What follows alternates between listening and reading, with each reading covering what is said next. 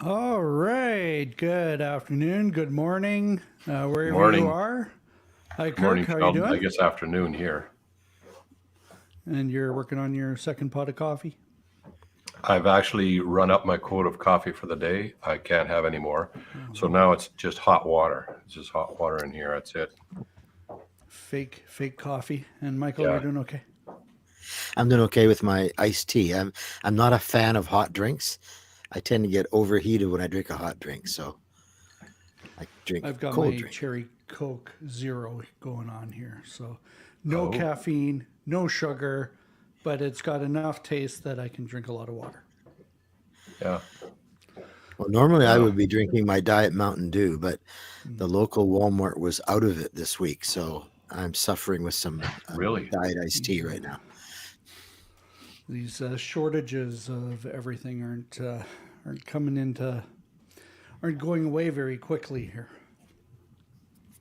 All right. Well, we are talking today. Those of you who are watching now or later, don't forget to hit the like and subscribe and hit the bell to be notified when we come on again. Today we are going to be talking about the Inquisition, which reminds me of a Monty Python skit, but it wasn't that funny when it was happening. No. And Well, so we're continuing our discussion on bad things Christians have done, and this goes beyond bad. I think This is the that's ugly. about it. Yeah. this Very is the bad. bad, ugly, both multiplied. That is, It was the same. if the reports about it have actually been true, this Mm. is really the ugliest. All right. Well, Michael, why I don't you remember as a take it kid. in? If you're watching this, don't forget to leave a comment. Let us know what your thinking is. Do you agree? Do you disagree? Do you just not like not like us? Like, tell us, tell us. We need that engagement. All right, go ahead, Michael. All right. So, in discussions with people, when they start to complain about the history of Christianity, I think the Inquisition is the one that, even saying the word, it just kind of is dripping with disdain when it comes off a person's tongue. Uh, and if you read the uh, historical reports, I guess I should put that in quotes, historical reports about the Inquisition, it's quite understandable why people would say that. But we're going to find out that those reports are huge exaggerations. But again, just like we discovered with the Crusades, there is still real bad, evil, and ugliness that has been done by Christians. And so we're going to try to get to the bottom of this. Um, I mean, this could take us hours to discuss the Inquisition, and my research on it has been fascinating, although stomach turning, but fascinating to understand the details. But I've got an executive summary for us today. So let's begin with what Voltaire thought about the Inquisition, and he frequently referred to the Inquisition, holding it up as the epitome of what's wrong with hateful religion. And of course, he was one of the most popular, widely read authors of the 18th century, and he's kind of the pivotal figure in the Enlightenment time period and the change to our modern world, our modern secular world. Um, and he took ideas that started life as a Protestant critique of medieval Catholicism, and he recast them as Enlightenment ideas for all. Here's what he said: religion results in inquisitions, but reason results in freedom and peace. And so, inquisitions for him were the worst. And one of the first sources was actually by an ex Catholic monk who converted to Lutheranism, Montanus. And I come out of a Catholic background myself, and I know some people who have converted from Catholicism to some form of evangelicalism can be rabidly anti-Catholic to an extreme. Um, I don't think I am. I wouldn't um, revert back to the theology of Catholicism. I have good friends who have done that, and I consider these friends believers. Not It doesn't follow from that all Catholics are true believers, but not necessarily are all evangelicals either. But the writings of this ex-Catholic monk were just full of hyperbolic invective, and his volume on it became the standard account. So even recently, we get to the Columbia Encyclopedia saying torture of the accused soon became customary and notorious, and most trials resulted in a verdict of guilty. And then you'd have a popular historian in the last 100 years, Will Durant, informed several generations of his readers that, quote, we must rank the Inquisition as among the darkest blots on the record of mankind, revealing a ferocity unknown in any other beast. What's really interesting, though, is that the history of the Inquisitions has largely been unknown, even to the experts, until the last 50 years, when the archives of several European governments and church institutions were opened up to researchers. In fact, Pope John Paul II opened up the archives of the Catholic Church in 1998. So as it turns out, the Inquisition was freakishly detailed in its reporting, says John Dickson, author of Bullies and Saints.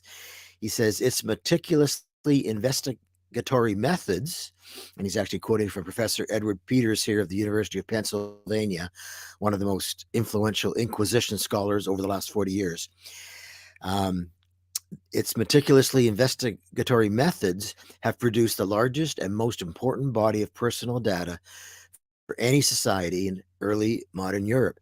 So now we have the details, we have the facts. And so the earlier secrecy about the details of the procedures, the cases, and the executions within the Inquisition meant that the so-called history of the Inquisition was largely left to just popular retellings and philosophical critiques. Dickson adds that he's embarrassed that the contemporary horror or scorn at the thought of the Inquisitions owes a lot to the preachers and the pamphleteers of the 16th and 17th century Protestant Reformation, who took rhetorical delight in highlighting and amplifying the evils of Catholic Christendom. Now, this is something that I hypothesized on my own, even before I discovered other people like Dickson making the same claim, that I said something's going on here. There's something odd going on with the anti-Catholicism of the Enlightenment, and I, on my own, hypothesized, I wonder if Protestants were somehow involved in that. And that is what the record shows, that early Protestants of the Reformation were involved in hyperbole and exaggeration of all sorts of things with respect to the Catholic Church. We saw that with respect to the myth of the Dark Ages, and it shows up again here with the exaggerations regarding the Inquisition. Michael, just as you're working through this, do you see any reasons, like, other than just people are like to exaggerate and lie about their enemies? What, like, is there a reason for this? Is it a political power move? What's going on there? Well, if you understand what's happening with the Reformation, it was a major change. It was intended to be just a reforming of the church. But then the church certainly pushed back and wasn't willing for that reforming to take place. And so it became, I mean, we're in a culture wars right now. Well, this is culture wars at a nuclear level, the Reformation. And so both Protestants and Catholics were willing to make exaggerated claims about their enemies. And of course, we know that it came down to physical death on both sides eventually in religious wars. So So I just, think, Michael, yes. I think there's a really important point to make here, or something to just underscore. So when I listen to you, what you're saying, or what we have found out, not what you're saying, but what the recent scholars have found out, that a lot of the things that you hear on the popular level and social media and stuff about the Inquisition are actually a result. They've actually taken that from what we might call um, centuries old, from sources that wanted to just vilify and exaggerate and misrepresent, go way beyond as far as the evil goes. So there seems to be a lesson here, is that when we're talking about the Inquisition, we actually need to probably step back from what we're hearing on a popular level, because that comes from a highly biased source, and go back to the actual records. Right.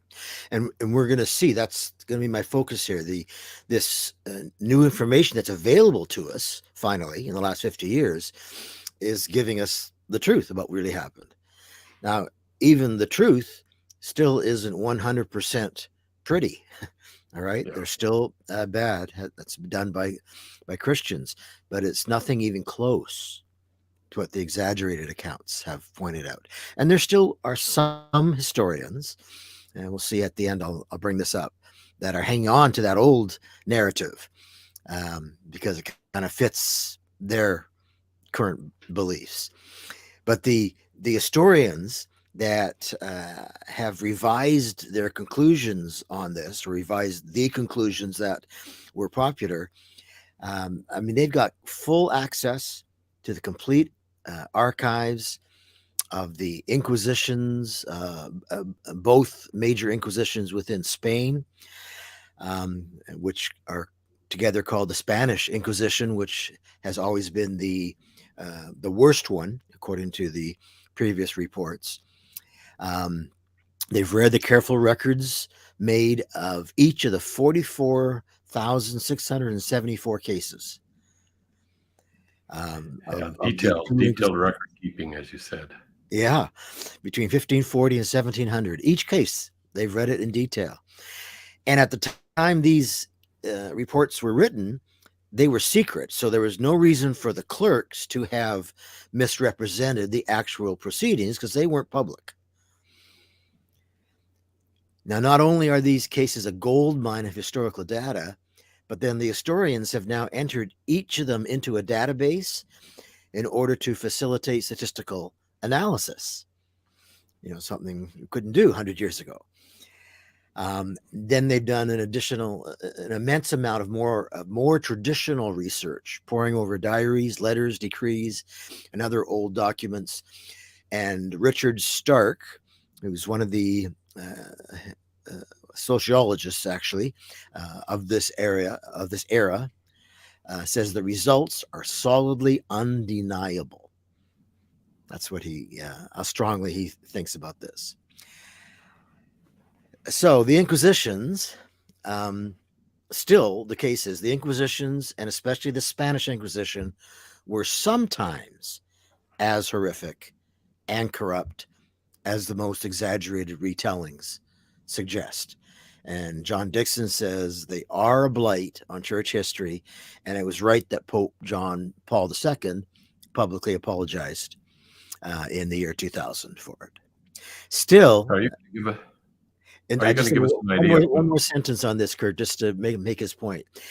Even though Dickson admits that, he says, still, in a fair-minded history of violence from the Middle Ages to today, the Inquisitions would not even make the top 10. Now, that's an important point. As bad as he admits it is, they wouldn't make the top 10 of violent incidents from the Middle Ages to now. Yeah. Well, I mean, I just think of what England did to. I used to think, the English were more civilized, but when you started reading about how they treated criminals with hang drawing and quartering, and how many people went through that. I have two distant relatives who in the 1500s were hanged, drawn, and quartered. Really? Then you realize, wow, I can see, some of it was a violent death. But back to the Inquisition here. So are you going to tell us what they were inquiring about Just typically, before we or get was it? there, I like this comment that Mama Kay makes, because if you're in the dark to the future exposure, you're going to be honest in your record keeping because you're not spinning it in the record keeping. And if you watch the news today, there's a whole lot of spin. You go back 50 years to what it'll be today. So you go forward 50 years, look back at what we got in our records. How do you believe any of it? Yeah. Yes. I mean that's the impetus towards a postmodern epistemology too, right? Yeah. I mean, you end up resulting, well, everyone's biased, everything's biased, and so how can you believe anything? And I like what William Lane Craig and J.P. Moreland, two of my favorite philosophers, say about that. This is a little bit of a rabbit trail, but they say there's a difference between psychological bias and rational bias.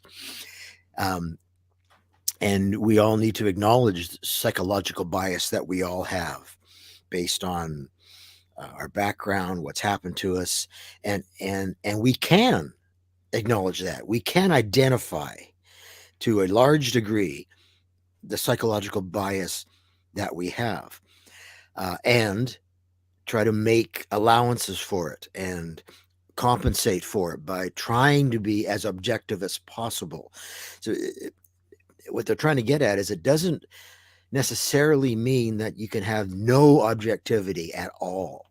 It's just that you have to be careful. And this leads them to say that even though you may have psychological bias, it doesn't mean that you are rationally biased. If you acknowledge your psychological bias, you can still reason with careful intent and arrive at rational conclusions using rules of inference and logic. So we shouldn't make that mistake that a lot of postmodernists make, that just because there's psychological bias in all of our thinking, that we can't actually arrive at some objective truth, whether it's the Inquisitions or anything else for that matter. Mhm. And that's honestly, like, as much as YouTube comments are a nightmare often, having comments open, having the ability for people to respond back when statements are made is so important. Whether the person agrees with you or not, having the discussion allows that kind of conversation to happen. Yeah. If you can handle it. Sometimes Well, sometimes I'll it's ban over the Christians top. before I ban the non-Christians. So yeah. Yeah, I get some pretty nasty comments on my YouTube, some of my YouTube videos, and I really do not want to delete anything unless it's so filled with profanity that it would be a. But normally, I think that stuff we should allow people. In fact, one of the big tests of my heading in the right direction is to see what my opponents or people who disagree with me have to say about it. But unfortunately, I think two things. We have a modern day Inquisition going on when it comes to, Orthodox Christianity, for example, what's going on in the academic world, but it's not a very well balanced, rational Inquisition. Secondly, and along with that, they're simply not allowing dissident opinions or heavy duty criticisms. But we've diverged a little bit back to the Spanish Inquisition. Yeah. No, that is an implication of what I'm going to say too, that doesn't this sound a little bit like what's happening today, even though it's not Yeah. Death or torture that is being done, but it is coercion Yeah. and force and bullying and canceling and so on. So I think it was Kirk, you asked the question, so what exactly were they inquiring about? Mhm. And let's move into that. I mean, essentially at the beginning, especially, it was heresy. The Inquisition was founded on the principle that heresy could not be allowed to flourish. That's how people thought in the Middle Ages. They believed that heresy endangered the soul, which is the part of you that will continue to live after physical death for eternity. And it would make no more sense to be tolerant of heresy than it would to be tolerant of murder, because heresy could have a strong impact on how you spend eternity. So it's just like allowing murder now to allow heresy for the soul would produce so much harm for the individual, yet you have to help save them from an eternity of suffering. Now, that's similar to the way we think today. We think preventing harm to both individual and community, which is what they were doing here, is still something that we do. We use some force to stop people from harming themselves or others. There are laws in place to stop harm. Now, we have also moved on to think that individual freedom is often more valuable than the use of force and trying to prevent someone from harming themselves. But we still use force beyond just persuasion when it comes to protecting society from the harm from some people's behavior and even sometimes some people's beliefs that they can cause. So what's the difference? Well, it's the degree of force used to try to prevent the harm and the amount of weight given to individual dignity and autonomy. And where did that come from?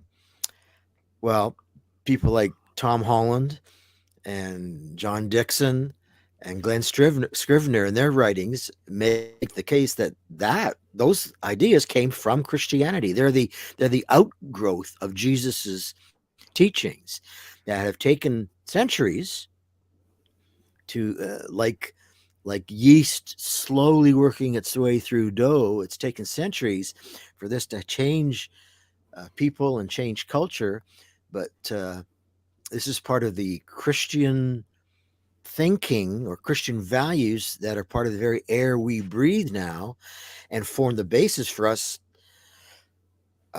judging and criticizing the actions of the Inquisition. So there's this interesting thing going on here.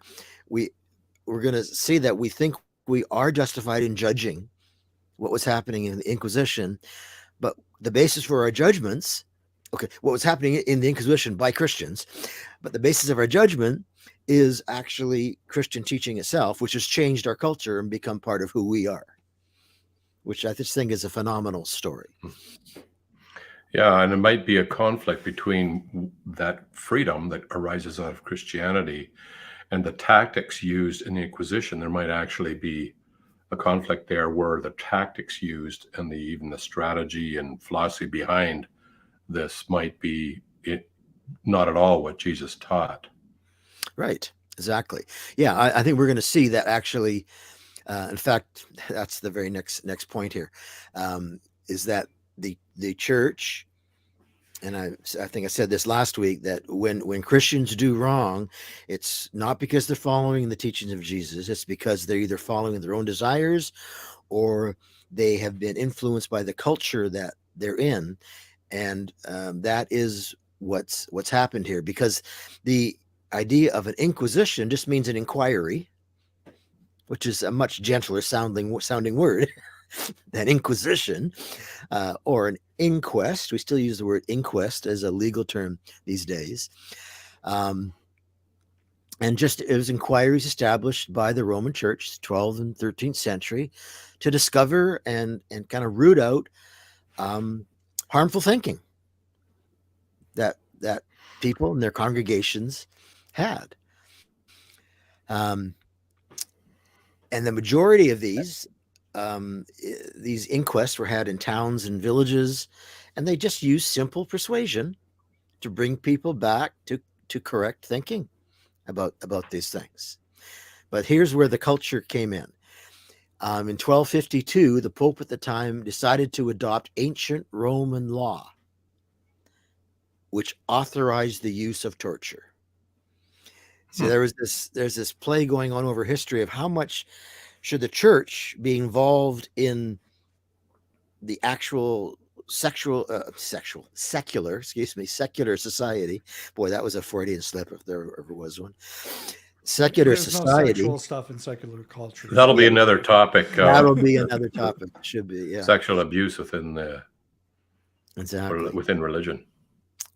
So there's times when the church stepped in, not for reasons of wanting power, but just because of the lack of leadership in culture after the Roman Empire fell, that the church leaders became the leaders of the government, and then of course you got natural human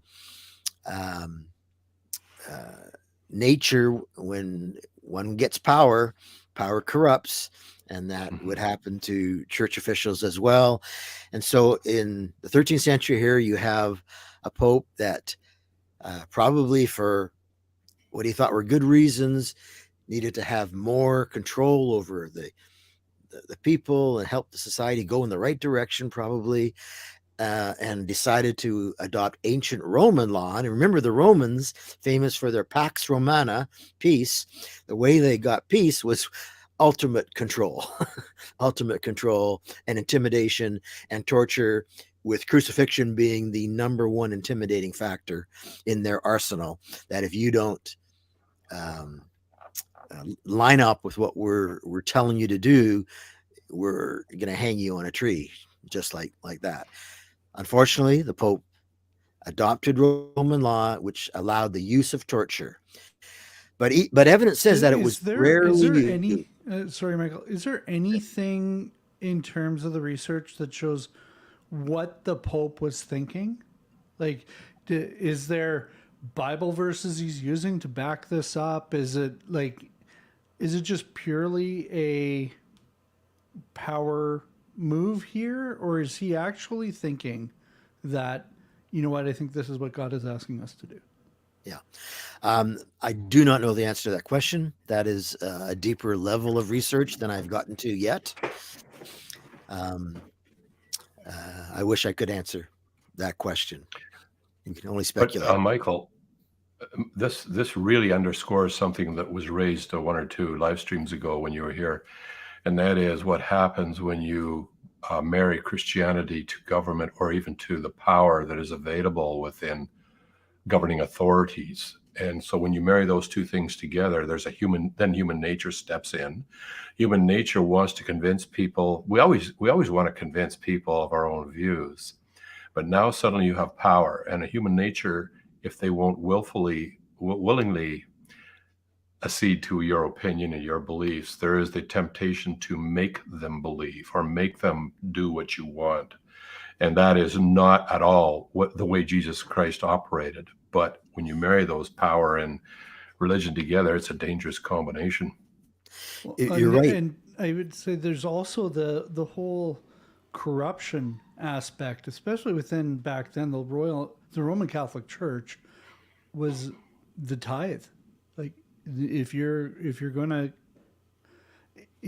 the Roman Catholic Church is dependent on the tithes of the people,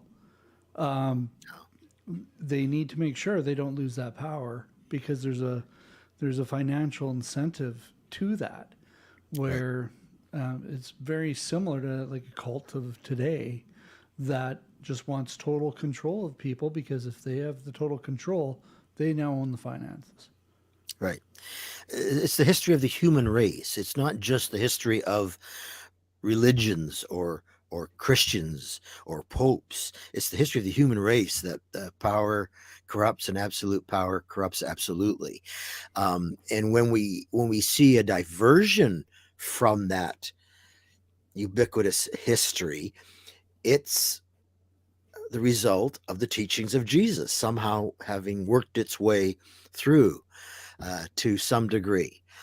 And that's going to be a common theme through all this studying of the good, the bad, and the ugly of church history. John Dickson makes a point here. When the Pope adopted this torture as something that was in their arsenal now, he says the evidence shows that it was rarely used. But then Dixon says, don't get me wrong, I consider a single act of torture in the name of Christ a blasphemy. And I think that's an important point to make here. Yep. So Now, Dixon's really is that a blasphemy punishable by death? Because then you get Yes. the Inquisition of the Inquisition. yes. Sorry, bad place for humor. Yeah, no, that's good. That's good philosophical thinking, Sheldon. You're on the right track there. So even though the actual torture was not used hardly at all, the persuasion of the Inquisitions wasn't quite as simple and nice. It did involve intimidation. So here's how the process usually took place. In a typical town, the inquisitors would give a public sermon on heresy and true doctrine, and then they would announce a 30-day grace period during which people could confess their wanderings or inform on known heretics. So 30 days for that to happen. The formal inquiry involved interviewing witnesses and defendants. And then finally, the inquisitors would give a public announcement of restoration on one hand or ongoing guilt on the other. And those who had who were restored had to perform some sort of penance, whether set prayers, a pilgrimage, temporary confinement in prison, or the wearing of a special cross for a period of time, sometimes for life. And I was thinking about this. I mean, having been brought up Catholic myself, and when I used to go to confession and confess my sins to a priest, we would be given penance to do, and usually it was just to say a certain amount of prayers. And that made me think that prayer was a punishment. But I don't think that's the intention. I think the intention is to put you back in contact with God, in relationship with God, so that the effect on your life will be positive. But it's amazing how, a young mind like myself just took that to think that prayer was punishment. So prayer was never an inviting thing for me growing up. A quick question here, Michael. So this process where they actually would determine there's a particular individual in this village, two questions actually. So they're looking for heresy. What is I imagine that in a normal village, the inquisitors would go to what percentage of that village would actually read their Bible on a regular basis because there were no Bibles. And That's right. That wasn't happening then. Yeah. So there was a lot of freedom there for heresies when nobody knows what the Bible has to say. So you're kind of speculating. But the other thing, actually, that reminds me of today. But back to another point. So of that total number of inquisitions that took place, you say a lot of them were resolved this way, the way you've just described. So what percentage roughly resolved the penance in 3-day or whatever peacefully, resolved without physical violence of that total number? I think I got what you said there. Your audio was cutting in and out for me. And there is something later on here. So this won't be the exact figure, but I did come across a figure that it was single digits. It was something like 2 or 3%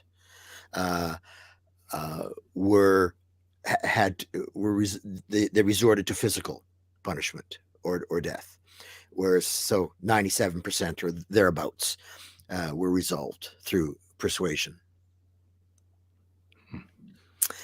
So out of that total number, if you multiply that by 2%, I can't remember what the total number was. What we're going to get to the number in terms of numbers? Okay. That's how we're going to end today. We're going to end today with the numbers and then compare them with some other historical events. So we're getting there. You're thinking along the same lines that as my outline. Now, what about those who weren't restored, who didn't confess, who weren't willing to change their thinking? So those who resolutely refused to stop advocating heresy were declared guilty. And here's the very interesting point. They were then handed over to state authorities for sentencing. This distinction between the church and the state here is still very important. The state authorities saw heretics as traitors to good order, and they were eager to execute people in order to keep order, very much like the Romans, how the Romans kept order. And unfortunately, their main method of doing so was burning at the stake.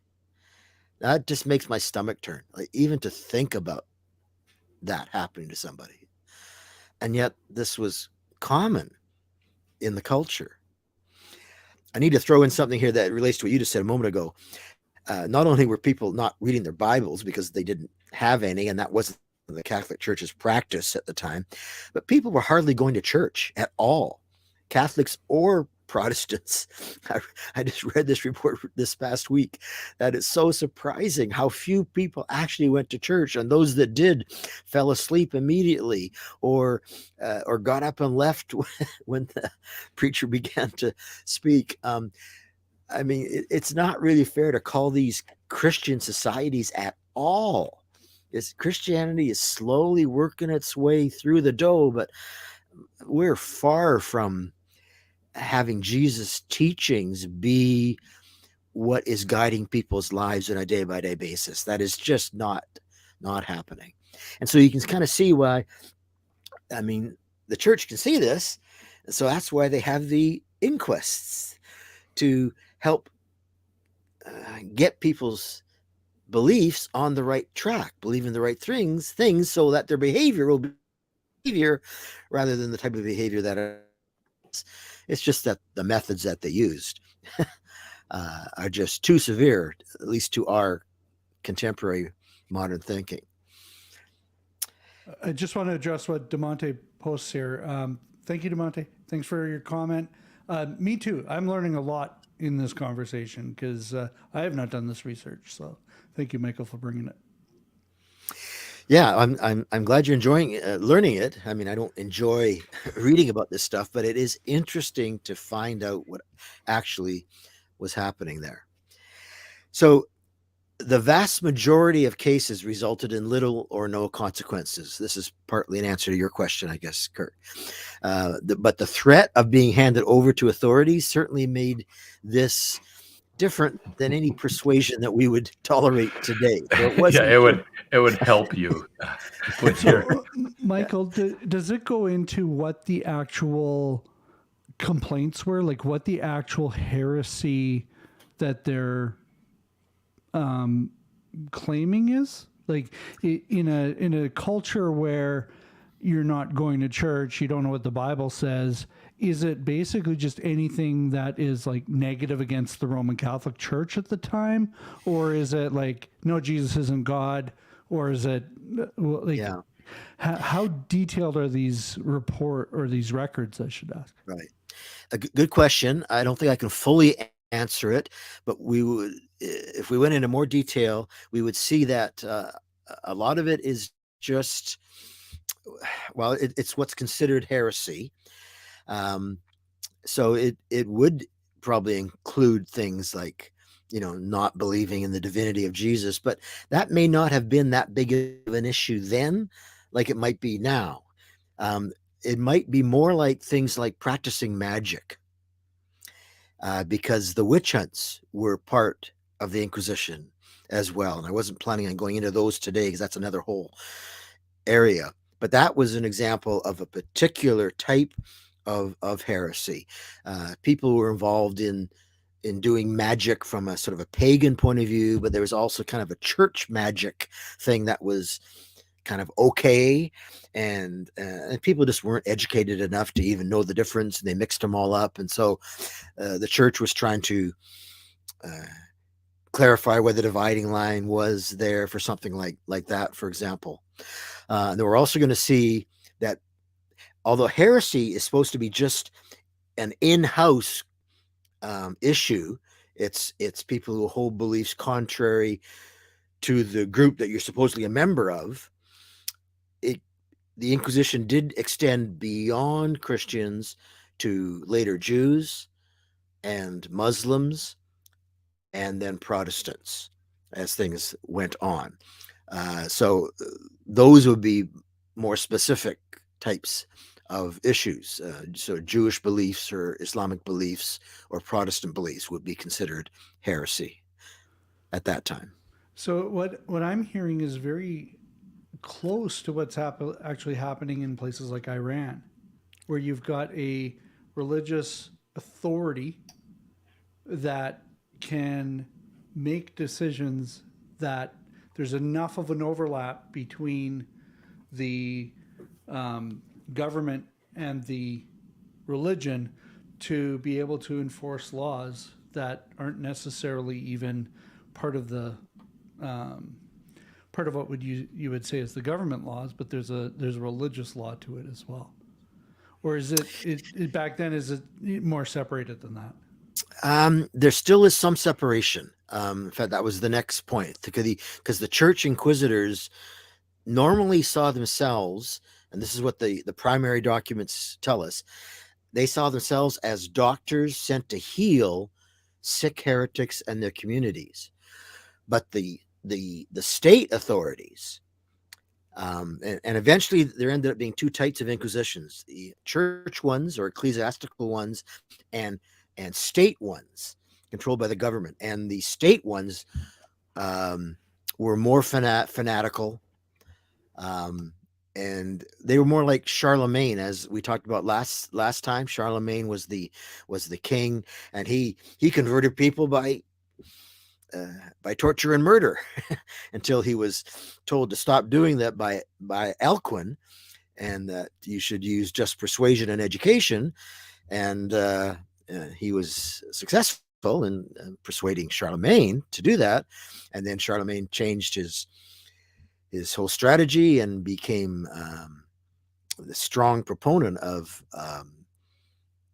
education and changed his thinking. But that was an example of the church having an influence on the secular or the government authorities and moving more towards Christ's teaching. And I think that's what they were trying to happen here with the Catholic Church. And we need to be careful that we just don't fall into the same problem of assuming that the entire church was just evil to the core.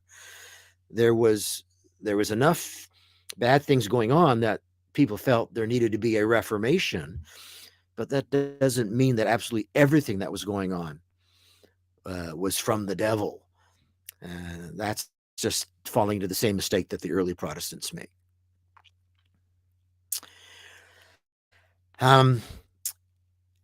Thomas Madden is a director of the Center for Medieval and Renaissance Studies at St. Louis University.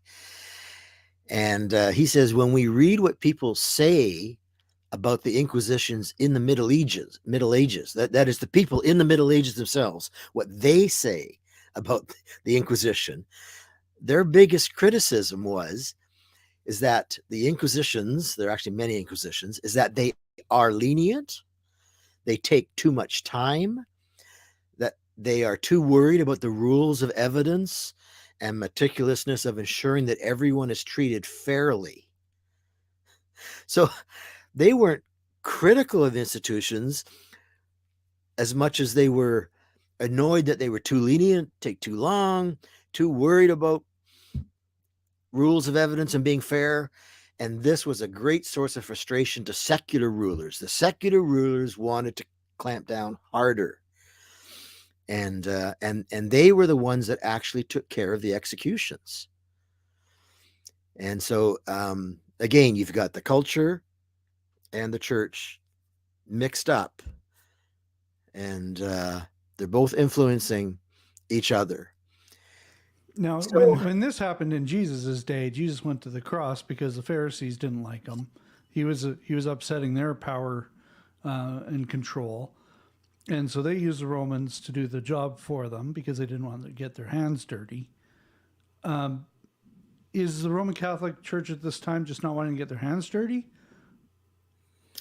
Or did they feel that separation was important for church and state reasons? Or No, I mean, whatever? I think there so many of them were genuinely influenced from the teachings of Jesus in a positive way, and they, even though torture was sort of available to them, they weren't so sure that this was a good thing to do. Most people, but you're going to have bad apples and good apples in terms of people in power in the church everywhere. I can see when you describe it that way, they're going out to various towns to try and educate the people all over the place as to what God really says or what the Bible actually says on these things. When I put myself in that situation, I could see, well, I love the truth. I love to pursue truth. And if I am a sincere follower of Christ, I'm especially interested in what Christ taught. And I would very much, I mean, I hate to say this, but I'm not, if I were in the culture of the day and I was in the church, I would probably think seriously about maybe helping out, going out from town to town. But at the same time, I would hope that, like you're saying, there was good apples and bad apples. There were sincere teachers in amongst Yeah. those. But at the same Yeah. time, there were people who would coerce and so forth, where I abhor the coercion part of it. Exactly. But I love the teaching part of it. Now, Yeah. whether I could actually be part of that, knowing that if somebody doesn't comply with what Jesus actually taught, then there is step 2. Yeah. And that's where I would think there would be a problem. I'm sorry that I was laughing while you were saying that, but the reason I'm laughing is because I thought exactly the same thing, and I wasn't sure I was going to bring it up today, but you've just. I'll confess, I mean, I guess it's helpful to know we tend to judge cultures in the past by what's fine today. Yeah. But in reality, if we actually put ourselves in that culture of the day, we tend to be a little less pious. Like I see a lot of piety even amongst non-religious people today that, if I was there, I would have never done this or that. Yeah. But to be perfectly honest, if you love the truth and you love teaching, it'd be tempting to be part of helping people understand, what the teachings of Christ actually are. Especially if there's fear involved. And I saw this during our recent pandemic, where people that were pro freedom before, as soon as it's like, oh, this might actually affect my ability to live, I need to make sure that everyone is doing exactly this in this way. And it was very much an inquisition. And if you weren't doing what you were told to do, you'd lose your job. Death wasn't far off in people's minds. I was on Twitter at that time, and people would have been much more willing to throw people into the lion's den if they could, if it would stop the pandemic. Yeah, things were moving in that direction, and you had Christians on both sides of the issue. It was interesting, but I have to just chuckle at what Kirk said, because I thought the very same thing. I thought, Kirk, you and I do the work of apologetics, right? We're teachers. We travel around, and we're motivated by a love of the truth and a desire to help people discover what we believe really is true, and what we believe is really beneficial for flourishing in this life and then eternal life with God. I mean, we're highly motivated to do that. And so, but that being said, Michael, I think you and I probably both agree is that, in fact, the question of rhetoric came up last week as I was preparing a talk on deception. Rhetoric is the ability or is the art of persuasion, either verbal or written. And the question is, how much rhetoric would I be tempted to use? Would it actually be a real decision to follow Christ if, in fact, I just persuaded somebody through rhetoric? Or that's one step down from force, but Yeah. that persuasion. So I think we both love the truth, Yeah. but we both recognize it has to be an internal acceptance of the truth to be real, so to speak. Otherwise, we're just deluding ourselves. And I think perhaps, any Inquisition, they're just deluding themselves. And I wonder how much our society today is deluding themselves by forcing people to comply with what we call wokeism, or you'll lose your job, or you'll be Yeah. punished, or whatever.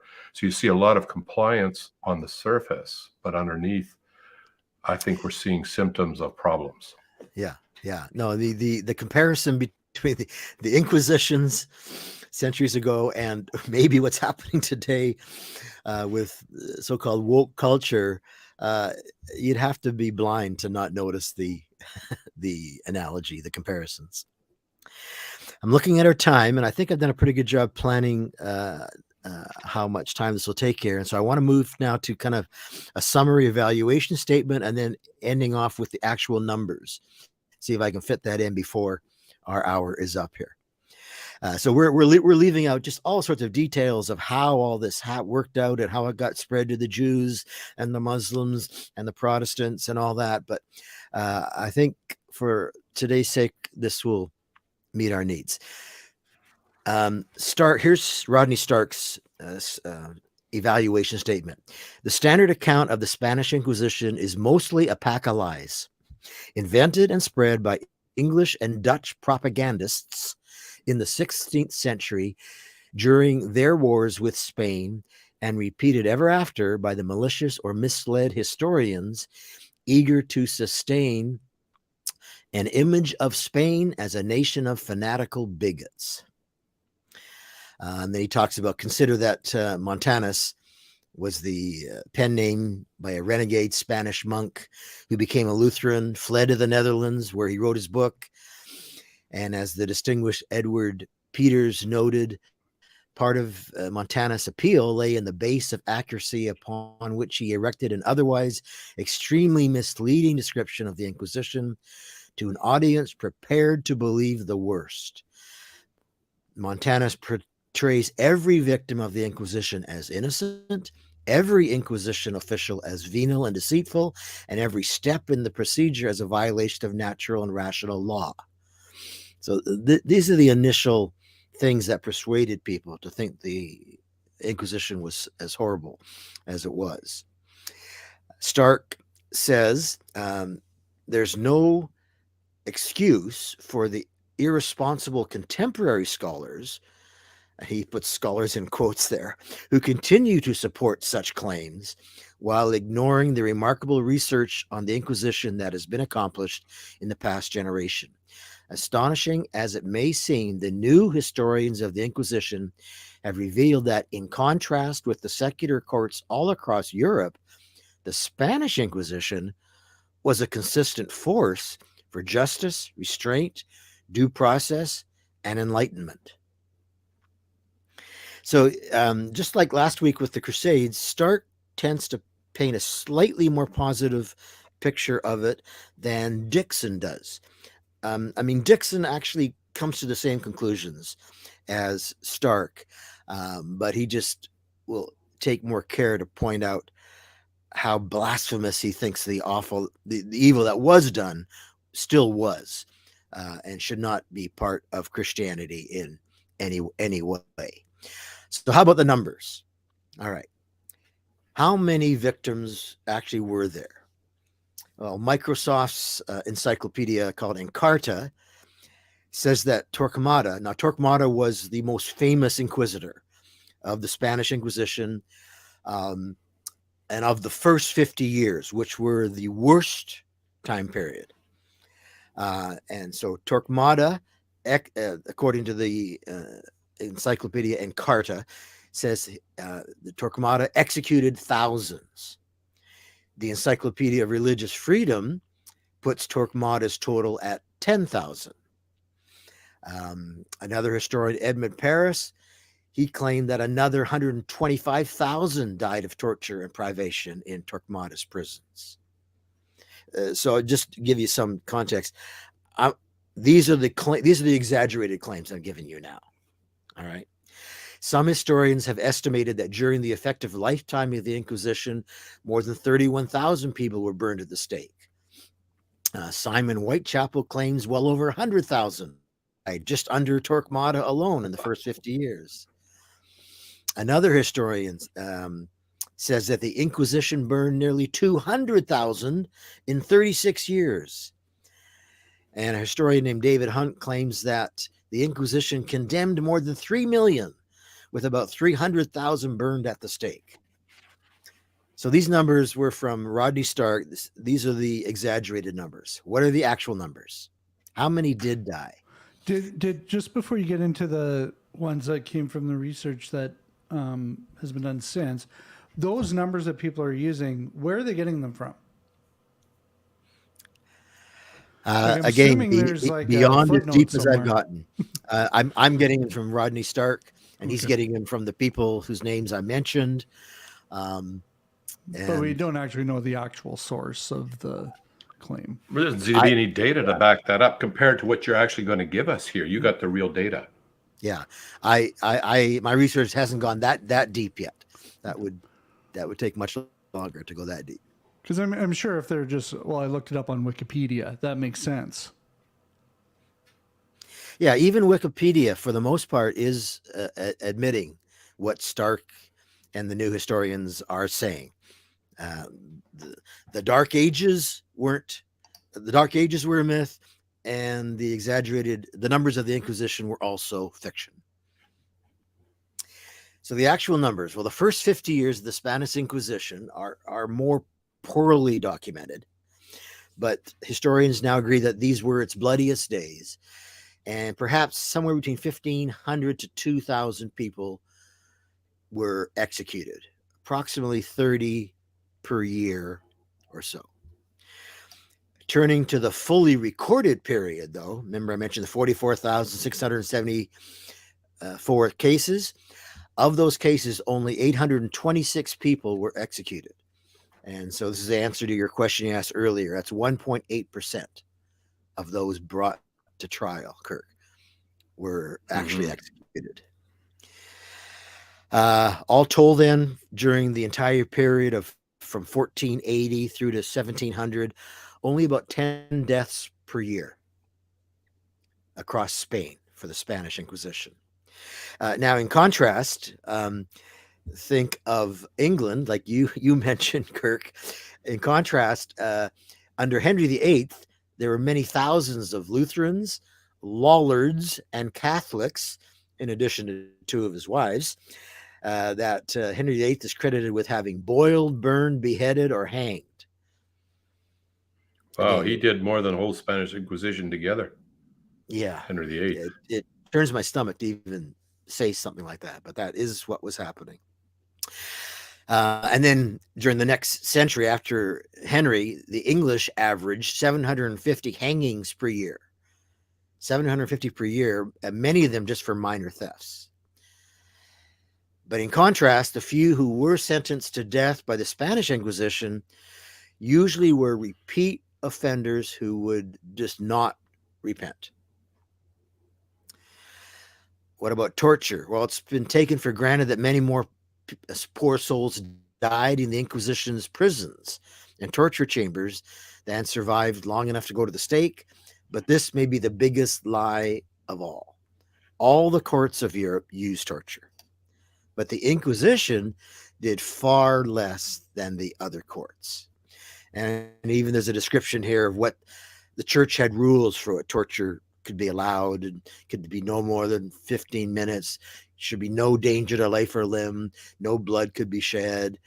But even reading this kind of makes me sick to my stomach. But you could still, even within those rules, you could have extremely painful techniques. But torture was rarely used because the inquisitors themselves were skeptical of its efficacy and even the validity of torture. Like people today, torture is used by our governments around the world.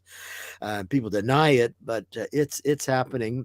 But the argument against this is you're not going to get the truth from torture. People are just going to give you whatever you want to hear, right? Yeah. So I'm sure they were thinking the same thing then. So if torture was used, its progress was carefully recorded by a clerk, and this material was included in the record of the case. And so based on this data, Thomas Madden estimated that the inquisitors resorted to torture in only about 2% of all the cases that came before them. And then here's another key point. It's widely agreed that the prisons operated by the Inquisition were far more comfortable and humane in Europe. In fact, instances have been reported of criminals in Spain purposely blaspheming so that they could be transferred to the Inquisition's prisons because they were nicer. So, well, I know it's clutching at straws here, but it seems that the effect of religion in this case, as heinous as the things we're discussing, actually had a moderating effect on what the secular government, or basically the non-religious approach to crime, was committing at the same time. So at least it was improving the situation, even if it's still completely unacceptable. Right, exactly. So let me get to the actual numbers now. Death toll would be of about 2,000 executions for the notorious first 50 years. And in the following 300 years, there were a further 3,000 executions. So 5,000 in total. If you compare that with the worst of Torquemada, or if you compare the worst of Torquemada's time with the last 45 years of state executions in the United States, it's about the same. More soberingly, we could compare it with the Reign of Terror in revolutionary France during the so-called Age of Enlightenment. Okay, so this is the Reign of Terror. That was basically a revolt against the Catholic Church. And in the 9 months following the storming of the Bastille in 1789, 17,000 were executed in the name of liberty, equality, and fraternity. And that'd be secular there. That'd be very secular, that's French right. Revolution. That's right. That's a secular response to the church, and you had 17,000 in 9 months. Or compare it with the Red Terror following the Russian Revolution, 1917, and the best estimates there set the probable number of executions at about 100,000. That's 1,400 times the rate of the Spanish Inquisition. So Dixon says it's a Scrivener. These 5,000 deaths are a dark stain on the history of the church. Each one is a sin against the person killed, as well as a crime against freedom of conscience. Persuasion, not power, ought to be the means by which influence is spread, and every death in the name of Christianity is an assault on that principle. It is truly dark. But then, why do we recoil so instinctively from such an imposition of force?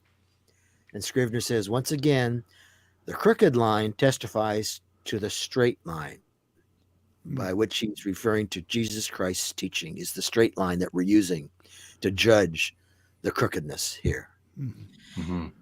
If we have time for a couple more short quotes by Dixon, I'll throw them in. What do you think, Sheldon? If they're short, yeah, go for it. Well, no, not super short, but okay. Why don't we stop here? I think at this point we'll have lost anybody that is going to watch later. But I think the important thing is just this was bad. It shouldn't have happened. It's not what Jesus said to do. It actually probably backfired. And we're still dealing with the repercussions of it today. Correct. Yes. And so, thank you, Michael, for bringing this. Yeah, thanks, Michael. It was very informative and very enlightening. Like DeMonte said, enlightening. And we'll inquire about that in the future as well. So, if those of you who are watching, leave a comment. Don't forget to like and subscribe and hit the bell. Thank you, Michael, for coming. And I think you're on for, if not next week, week after again. Coming up sometime. All right. Look forward to it. All right. We'll have to work that out. Yep. Bye. Bye for now.